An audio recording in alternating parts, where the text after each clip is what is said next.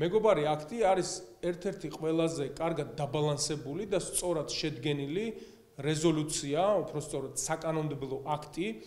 რომელსაც იღებს შეერთებული შტატების კონგრესი, სადაც ზედმიწევნით კარგად არის გაწერილი ის პერსპექტივა, ის შესაძლებლობები, რაც საქართველოს მიეცემა იგივე შეერთებულ შტატებთან სტრატეგიულ პარტნიორულ ურთიერთობებში, თავისუფალი ვაჭრობა, უვიზო მიმოსვლა